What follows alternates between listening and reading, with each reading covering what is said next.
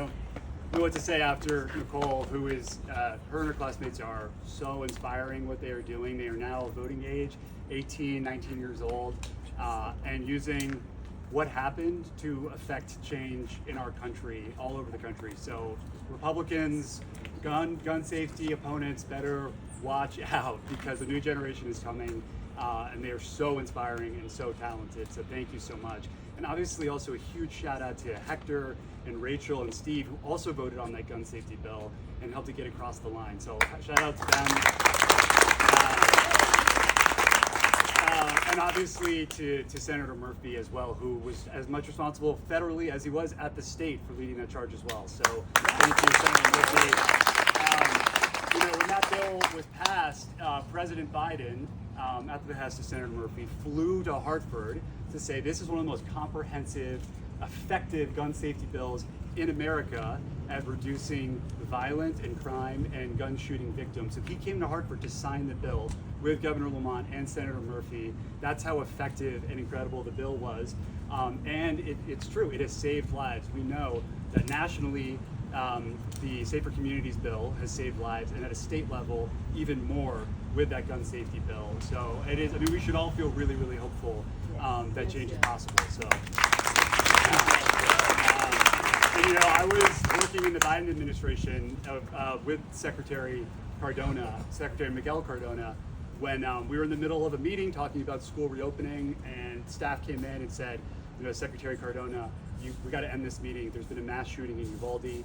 You are our only really Spanish-speaking cabinet member, Secretary of Education. Like, we need you to get to Texas right now. Wow. And that was an incredibly powerful moment, and maybe thought, well, here we go again. Maybe we're numb to this. And something incredible did come out of that because of Senator Murphy as well. So just a lot of shout outs. I can't give enough. I think this election right now, my opponent voted against all of the measures that Nicole mentioned. 36 guns in a year. The current law said you could buy 36 guns, three a month in a year. Why the hell would anybody want 36 guns in a year? And the reality is, they're selling those guns on the black market to other parts in the state, like maybe Bridgeport and New Haven. And so we have Republicans just completely the level of hypocrisy, saying that they're against crime, and yet voting against a bill that's getting handguns out onto the street. So it really is just the worst kind of politics. To break the fourth wall here, I think my opponent is auditioning to win a statewide primary in 2026 and selling our district and our state down the river in that ambition.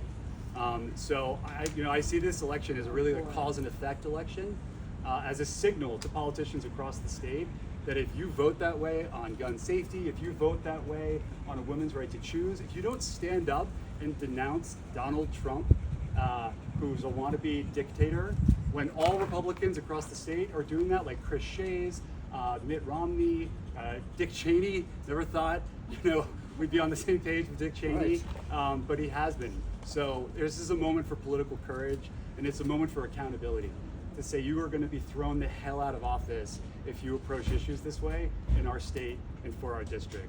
So thank you so much for coming out. We know we've got the winning message. I was a former math teacher, so a little equation we have is winning message times number of doors and phone calls equals victory. So if you can keep coming out and we get that message across, I know that we're going to win, and send Rachel back to the house, and Hector and Steve back to the house. Hopefully, we hope Jason Bennett in North Stanford, they are getting the message. We're going to send him into the house. So thank you so much for coming today, and let's hear from Rachel and Hector. All right, thank you.